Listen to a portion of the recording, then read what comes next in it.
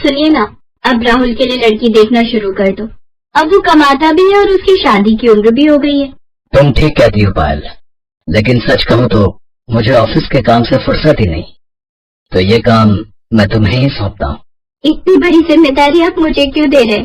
माँ बाबा के जाने के बाद जब तुमने इस घर की सारी जिम्मेदारियां इतने अच्छे से संभाल ली, तो फिर ये क्यों नहीं? भैया बिल्कुल ठीक कह रहे हैं भाभी, और वैसे भी हम दोनों ने सारा दिन काम के चक्कर में बाहर ही रहना है। घर पर तो आपको ही रहना है ना उसके साथ, तो आप खुद ही ढूंढो अपनी देवरानी। ये है पायल, जिसके सास ससुर की मौत कई साल पहले ही हो चुकी थी। पायल गरीब घर से थी और समझदार भी थी। उसने आते ही सारा घर संभाल लिया था। अपने देवर और पति की बात सुनने के बाद अगले दिन से ही पायल अपने देवर के लिए लड़कियां देखना शुरू कर देती है, लेकिन उसे एक लड़की भी समझ में नहीं आती। ऐसे ही कुछ दिन बीत जाते हैं, लेकिन इसी दौरान राहुल को एक अमीर घर की लड़की रिया मिलती है, जिससे दोस्ती के कुछ दिन बाद ही दोनों में प्यार हो जाता है और फिर राहुल उसे सबसे मिलवाता है। पायल और प्रवेश रिया के घर वालों से मिलते हैं, जहां शुरू में तो वो इस शादी के लिए मना करते हैं क्योंकि राहुल बड़े घर का लड़का नहीं था, लेकिन फिर रिया की मर्जी के आगे उन सबको झुकना ही पड़ता है और वो उनकी शादी के लिए मान जाते हैं। फिर एक रोज पायल की पड़ोसन सरला मौसी वहां आती है। सरला की आदत थी, वो अक्सर लोगों के घरों में फूट डलवाती थी और मजे लेती थी। उस रोज भी उसने ऐसा ही किया। देख पायल, ज्यादा ख्याली पुलाव मत पका। इतिहास गवाह है जेठानी और देवरानी कभी बहनों जैसी नहीं रह सकती। वो नए जमाने की लड़की है, तो जाहिर है तुझसे तो तेज तर्रार ही होगी ना। तो एक बात समझ ले, तूने अगर जरा भी ढील दी ना तो बस घर की डोर खिंच जाएगी तेरे हाथ से। रिया अमीर घर से थी, इसलिए उसकी शादी बड़े धूमधाम से होती है और वो अपने साथ खूब सामान भी लाती है। वाह, नई बहू तो कितने पैसे वाले घर से आई है। ये तो अपने साथ कितना दहेज लाई है। लेकिन जब बेचारी पायल आई थी, 2 जोड़ी कपड़े में आ गई थी। ये सब सुनकर पायल को अपनी देवरानी से जलन होने लगती है। शादी के बाद पायल उसे रहने के लिए ऊपर बना हुआ नया कमरा देती है, लेकिन कुछ ही दिनों में उसे नीचे का घर पुराना लगने लगता है और वो अपने पति से कहकर उस नए कमरे में शिफ्ट होने की बात करती है। होंगे वो अमीर घर से, लेकिन मेरे बाबा भी गांव के सरपंच हैं। हाँ, गरीब है लेकिन इज्जत वाले हैं, और मैं उससे पहले इस घर में आई हूँ, इसलिए ऊपर वाले नए कमरे में तो मैं ही रहूंगी। रिया अमीर घर से थी लेकिन समझदार थी, इसलिए वो चुपचाप अपना ऊपर का कमरा अपनी जेठानी को दे देती है और खुद नीचे के फ्लोर पर शिफ्ट हो जाती है। और फिर कुछ ही दिनों के अंदर, भाभी आपने ये छत का दरवाजा क्यों लॉक किया हुआ है? मुझे कपड़े सुखाने ऊपर। क्यों? ऊपर क्यों सुखाने? नीचे भी तो जगह है ना, और वैसे भी ये हमारा पोर्शन है, तो हमें भी तो कुछ प्राइवेसी चाहिए होती है ना। रिया ने शुरू में तो कुछ नहीं कहा, लेकिन धीरे धीरे उसे पायल का बर्ताव और उसकी हरकतें खटकने लगी। और फिर एक दिन, बस अब बहुत हो गया भाभी, और ये सब क्यों कर रही हैं? आपको मुझसे परेशानी क्या है? परेशानी मुझे क्यों होगी? हाँ, क्योंकि आप मुझे हर समय परेशान करती हो। मेरे क्या इतने बुरे दिन आ गए हैं? मुझे और भी काम होते हैं, समझी ना। भाभी, अगर आपके मन में कोई बात है तो हम बात कर सकते हैं, पर ऐसे एक दूसरे से मनमुटाव रखेंगे तो बड़ी दिक्कत हो जाएगी सच में। रिया की बात का पायल ने कोई जवाब नहीं दिया और वो उसे इग्नोर करके वहाँ से चली गई। अब तो रिया ने भी ठान लिया था कि वो भी अपनी जेठानी से वैसा ही व्यवहार करेगी जैसा वो उसके साथ कर रही थी। नतीजा ये हुआ कि आए दिन दोनों में बिना बात के खटपट होने लगी। उनकी इस तरह की लड़ाइयों से प्रवेश और राहुल भी परेशान हो गए। फिर एक दिन जब भरी दोपहर में पायल सब्जियां और राशन लेकर घर आई, तो कई बार डोरबेल बजाने के बाद भी रिया ने घर का दरवाजा नहीं खोला। गर्मी से बेहाल पायल का पारा और चढ़ने लगा। रिया, ओ रिया, अरे कहाँ मर गई? उफ, अरे दरवाजा खोल जल्दी से। भाभी, अभी 15 मिनट और लगेंगे, वो मैं बाथरूम में हूँ ना, इसलिए। रिया ने झूठ बोला था। वो ये सब पायल को सबक सिखाने के लिए कर रही थी। उधर तेज धूप में खड़ी पायल का गुस्सा बढ़ता जा रहा था। और फिर जब काफी देर बाद रिया ने दरवाजा खोला तो पायल ने उसे खूब खरी खोटी सुनाई। नतीजा उस दिन देवरानी जेठानी के बीच इतना झगड़ा हुआ कि दोनों ने अब एक दूसरे से बात करना ही बंद कर दिया। कई महीने ऐसे ही बीत गए और फिर आया बारिश का मौसम। ओहो, ये बारिश कभी भी आ जाती है। उफ, मेरे कपड़े बड़ी मुश्किल से सूखे थे। तेज बारिश में रिया के सारे कपड़े भीग गए थे और ये देखकर पायल बस हंसे जा रही थी। और ये देखकर रिया को बहुत गुस्सा आ रहा था, लेकिन उसने पायल से कुछ नहीं कहा और चुपचाप अपने भीगे कपड़े लेकर अपने कमरे में आ गई। लेकिन तभी उसे कुछ याद आया। ओहो, ऊपर जाते हुए बेलन मेरे हाथ में था। लगता है ऊपर छत पर ही छोड़ाई, जाकर लाना पड़ेगा। बस महारानी ने फिर से छत का दरवाजा न लॉक कर लिया हो। रिया फौरन वापस छत पर गई तो दरवाजा खुला हुआ था। वो जैसे ही अपना बेलन लेकर वापस मुड़ी तो उसने देखा कि पायल तेज बारिश में भीगते हुए अपने कमरे की छत पर चढ़कर ईंटों के सहारे पन्नी लगा रही थी। अब हंसने की बारी रिया की थी और रिया ने इस मौके को जाने भी नहीं दिया। वो खूब हंसी और पायल भी खूब चिढ़ी। रिया वापस नीचे आ गई, लेकिन जब कई घंटों तक बारिश नहीं रुकी और पायल के कमरे में लगातार पानी टपकता ही रहा तो रिया को पायल के लिए बुरा लगा। फिर कुछ सोचकर उसने ऊपर आकर पायल से कहा, भाभी अब बस करो, कपड़े बदल लो और नीचे आ जाओ वरना बीमार पड़ जाओगे। मैं चाय बना देती हूँ। रिया की बात सुनकर पायल हैरान थी, लेकिन सच तो यही था कि वो भी पानी सींच कर परेशान हो चुकी थी। वो फौरन कपड़े बदल कर नीचे गई तो रिया ने उसे गर्मा गर्म चाय पकड़ा दी। दोनों साथ बैठकर चाय पी रही थी, लेकिन आपस में कुछ बोल नहीं रही थी। तभी राहुल और प्रवेश भी घर आ गए। वो दोनों रिया और पायल को एक साथ चाय पीते देख हैरान भी थे और खुश भी। दूसरी तरफ बारिश लगातार हो रही थी। नतीजा ये हुआ कि रात के वक्त पूरे मोहल्ले में बाढ़ आ गई और नीचे होने की वजह से रिया और राहुल के कमरे में रात के वक्त पानी भरने लगा।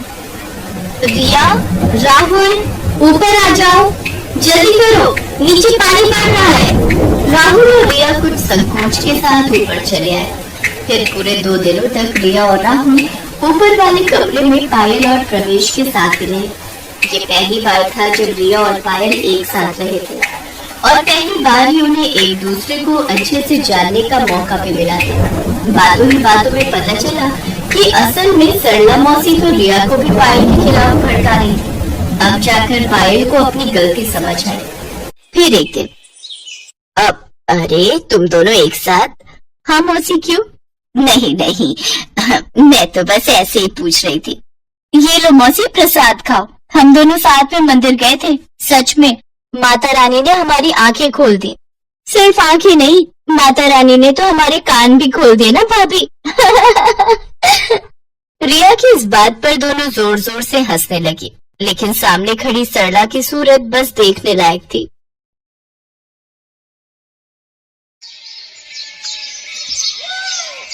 दिल्ली शहर में रहने वाली ऐश्वर्या दिखने में बेहद खूबसूरत थी। अपने माता पिता धर्मेंद्र और हेमा की वो इकलौती बेटी थी, जिस वजह से वो उनकी बेहद लाडली थी। ग्रेजुएशन पूरी होने के बाद उसके माता पिता उसकी शादी के लिए लड़का ढूंढने लगे। मेरी बेटी अब जवान हो गई है, अब उससे शादी करके दूसरे घर जाना होगा, लेकिन मेरा तो ये सोच सोच कर ही बुरा हाल हो रहा है कि उसके जाने के बाद उसके बिना हम कैसे रहेंगे जी। इसी बात की चिंता तो मुझे भी खाई जा रही है हेमा। धर्मेंद्र चौहान का दिल्ली शहर में अपना 2 मंजिला मकान था, जिसमें ग्राउंड फ्लोर पर वो खुद रहा करते थे और ऊपर की मंजिल बिल्कुल खाली थी। एक दिन संडे वाले दिन किसी अजनबी ने दरवाजे की घंटी बजाई। रुको माँ, मैं दरवाजा खोलती हूँ। ऐश्वर्या ने जैसे ही दरवाजा खोला तो सामने एक बहुत ही हैंडसम लड़का खड़ा हुआ था, जिसका नाम था अखिल। जी, मुझे पता चला कि आप अपने घर का ऊपर वाला फ्लोर किराए पर देना चाहते हैं। आप यहीं रुकिए, मैं पापा को बुलाकर लाती हूँ। हाँ, क्या बात है, बताओ। अंकल, वो एक्चुअली मैं अपने पेरेंट्स के साथ 2 दिन पहले ही इस शहर में आया हूँ। मेरी यहाँ नई नई जॉब लगी है, तो मुझे आपका घर किराए पर चाहिए था। लेकिन बेटा, मुझे अपना घर किराए पर देने में कोई इंटरेस्ट नहीं है। अरे दे दीजिए ना, देखो तो बेचारा कितना मासूम लगता है। और वैसे भी कल को जब ऐश्वर्या ब्याह करके चली जाएगी, तब हम इस घर में अकेले ही रह जाएंगे, तो कम से कम और कोई होगा तो मन तो लगा रहेगा ना। आंटी जी, आपने बिल्कुल ठीक कहा। जब आपकी बेटी शादी करके चली जाएगी तो मैं आपका मन अच्छे से लगा कर रखूंगा, आपको बिल्कुल भी बोर नहीं होने दूंगा। अरे वाह बेटा, तुम तो बहुत अच्छी बातें करते हो और जल्दी घुल मिल भी जाते हो। एक काम करो, तुम अपने पेरेंट्स के साथ कल ही ऊपर वाले फ्लोर पर रहने आ जाओ। मैं तब तक साफ सफाई करवा कर रखूंगी। अरे नहीं आंटी जी, आपको परेशान होने की बिल्कुल भी जरूरत नहीं है। मैं खुद ही आकर सारी साफ सफाई कर लूंगा। अगले ही दिन अखिल अपनी माँ आशा और पिता रमेश के साथ उनके घर में शिफ्ट हो जाता है। अखिल स्वभाव का बहुत ही अच्छा लड़का था। अपनी चुलबुली बातों और हंसते हुए चेहरे से वो सबका मन जीत लेता था। हेमा चौहान को अखिल बहुत पसंद आता है। अब अखिल को उस घर में रहते हुए कुछ दिन बीत चुके थे। एक शाम हेमा अपने पति धर्मेंद्र से कहती है, अखिल कितना प्यारा लड़का है ना। हाँ, आजकल के जमाने में भला ऐसे लड़के मिलते कहाँ हैं। अपने माता पिता को खाना तक बनाकर खिलाता है। अजी, खाने की क्या बात करते हो? जब उसकी मेड नहीं आती तो वो घर का भी सारा काम खुद ही करता है। हमारी बेटी को भी काश ऐसा ही कोई लड़का मिल जाए। ऐसा ही कोई क्यों? अपना अखिल बुरा है क्या? लेकिन वो तो हमारे किराएदार हैं। हाँ तो ये तो अच्छी बात है ना। इससे हमारी बेटी भी अपने पास ही रहेगी। आप हाँ कहो तो मैं कल ही उसके माता पिता से रिश्ते की बात आगे बढ़ाती हूँ। हाँ ठीक है। फिर एक दिन मौका पाकर हेमा अखिल और उसके परिवार से इस बारे में बात करती है और फिर सबकी रजामंदी से दोनों की शादी हो जाती है। अगले दिन जब सुबह अखिल सोकर उठता है तो ऐश्वर्या को ना पाकर अपनी माँ से पूछता है, माँ, ऐश्वर्या कहाँ है? पता नहीं बेटा, मैं भी उसे ही ढूंढ रही हूँ। आज उसकी पग फेरों की रस्म जो है। लेकिन ऐश्वर्या तो बड़े मजे से अपने पेरेंट्स के पास जाकर चाय पी रही थी। ऐश्वर्या, तुम वहाँ क्या कर रही हो? चाय पी रही हूँ। मुझे अपने इस कप में ही चाय पीना पसंद है और बाथरूम भी मैं सिर्फ अपना ही यूज करती हूँ। ऊपर का वो रूम मुझे पसंद नहीं। अरे बहू, आज तुम्हारी पग फेरों की रस्म थी, लेकिन तुम तो अकेले ही मायके पहुंच गई। चलो कोई नहीं, अब मैं अखिल को नीचे भेजती हूँ तुम्हें लेने के लिए। क्या सासू माँ, आप भी आ तो रही हूँ मैं। इसके बाद आशा उसे पहली रसोई बनाने के लिए कहती है, लेकिन 5 मिनट के अंदर ही ऐश्वर्या हलवा लेकर पहुंच जाती है। अरे वाह, हमारी बहू तो बहुत तेज है। 5 मिनट भी नहीं हुए इसे गए हुए और हलवा बनाकर ले आई। नहीं पापा जी, ये तो नीचे मम्मी ने बनाया था तो मैं ऊपर ले आई। बहू, अब वो तुम्हारा मायका है और ये तुम्हारा ससुराल। हाँ तो क्या फर्क पड़ता है? अच्छा वो सब छोड़िए और ये बताइए कि आप इस महीने का किराया कब दे रहे हैं? पापा ने कहा था आपसे पूछ लूं। लेकिन बहू, अब तो हम रिश्तेदार हैं। क्या अभी भी तुम्हारे पापा हमसे किराया लेंगे? हाँ पापा जी, मेरे पापा ना हिसाब के एकदम पक्के हैं। अगर आप नहीं दोगे तो वो मुझसे मांग लेंगे, क्योंकि अब मैं इस घर की बहू जो हूँ। ऐसे ही एक रोज जब ऐश्वर्या और निखिल अकेले में बैठकर बातें कर रहे होते हैं तो ऐश्वर्या की माँ उसे आवाज देकर नीचे बुला लेती है। ऐश्वर्या बेटी, कहाँ हो तुम? जल्दी से नीचे आ जाओ। कहाँ जा रही हो? अब ये तुम्हारा ससुराल है। मैंने तुमसे कहा था ना कि मुझे नींद अपने कमरे में ही आती है। इतना कहकर वो वहाँ से चली गई। अगले दिन अखिल घर का राशन लेने जा रहा था तो हेमा ने भी उसे अपनी लिस्ट पकड़ा दी। अरे दामाद जी, जरा ये मेरा भी राशन लेते आना। ठीक है आंटी, मेरा मतलब है सासू माँ। ऊपर वाले फ्लोर पर खड़े रमेश और आशा ये सब देख रहे थे। हे राम, ये ऊपर ससुराल और नीचे मायके में ना जाने और क्या क्या दिन देखना पड़ेगा। ऐसे ही कुछ दिन बीत जाते हैं और ऐश्वर्या प्रेग्नेंट हो जाती है। घर में सभी ये जानकर बहुत खुश थे। देखते ही देखते उसे 7 महीने पूरे हो जाते हैं। उफ, यहाँ ऊपर वाले फ्लोर पर तो कितनी गर्मी है। एसी तक नहीं है यहाँ। मुझे ना इस प्रेगनेंसी में ये गर्मी बर्दाश्त नहीं हो रही, इसलिए अब मैं कुछ महीने अपने मायके, मेरा मतलब है नीचे ही रहूंगी, और जब बच्चा पूरे 3 महीने का हो जाएगा तभी ससुराल मतलब ऊपर आऊंगी। लेकिन ऐश्वर्या, ये बात ठीक नहीं है। कोई बात नहीं बेटा, जाने दे बहू को। ऐसी हालत में इसे परेशान न कर। और ये 4 सीढ़ी नीचे तो जा रही है, जब तेरा दिल करे मिलाए कर इससे। नहीं मम्मी जी, ये बात ठीक नहीं। आखिर 10 दिन में एक बार मिलने आ सकते हैं। अरे आखिरकार वो मेरा मायका है ना। अखिल जी का रोज रोज वहाँ आना अच्छी बात नहीं। ठीक है बहू, जैसा तुम्हें ठीक लगे। काफी सोच विचार के बाद अखिल एक दिन धर्मेंद्र से मिलने नीचे जाता है। अरे आओ दामाद जी, आज मैं आपका दामाद नहीं बल्कि किराएदार बनकर आया हूँ। पापा, हम ये घर खाली करना चाहते हैं।